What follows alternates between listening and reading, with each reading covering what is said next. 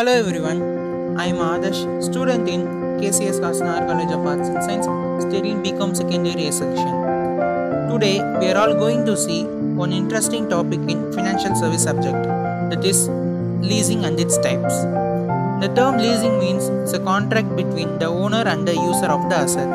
For the particular period of time, the owner purchases the asset and lease it to the user.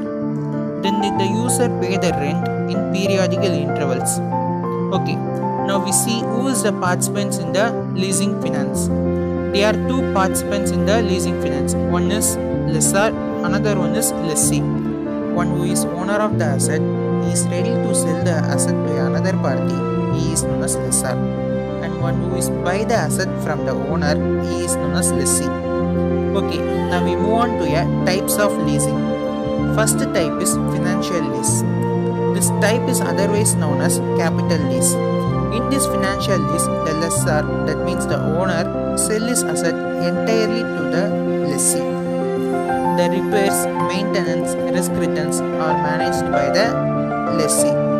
That means one who buy the asset. And at the end of the lease period, the asset is sold out to a lessee. Examples for financial lease is ships, aircrafts, etc. Second type is operating lease. It is quite opposite to financing lease. In operating lease, lessor does not transfer all risk and rewards to the lessee. He only maintains the risk and rewards. And after the lease agreement gets over, the asset will be leased to the next lessee. In this operating lease, there will be n number of lessees. Earth moving equipments, computers are the example for the operating lease. Next type is sale and lease back. In this type, the seller is lessee and buyer is the lessor. I said it in clearly. Mr. A owns his car and he wants some finance, so he sells the car to Mr. B. And again, Mr. A gets the car through lease basis. Here, Mr. B is a lessor and Mr. A is a lessee. Now you understand the sale and lease back concept. Next one is direct lease. In direct lease, there will be two types, that is bi-party lease and tri-party lease.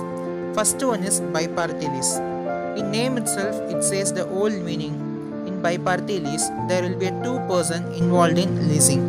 It functions be like operating lease and it's otherwise called as swap lease. The next one is tri-party lease.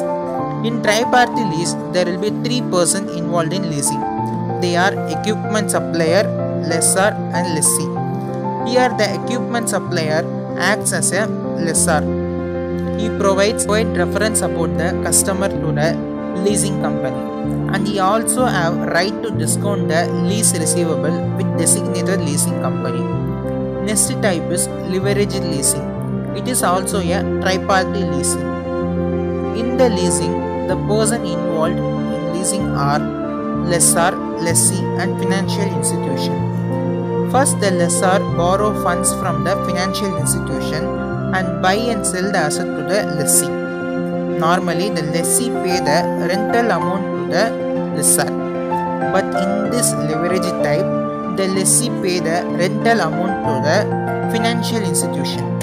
And financial institution transfer the balance amount in rent or deducting any loan installment to the lessor. Next one is domestic lease. In domestic lease, all the parties involved in lease agreements belong to the same country. It is known as domestic lease. Next one is import lease. The lessor and lessee located in the same country, but equipment supplier located in different country is known as import lease. Next one is cross-border lease.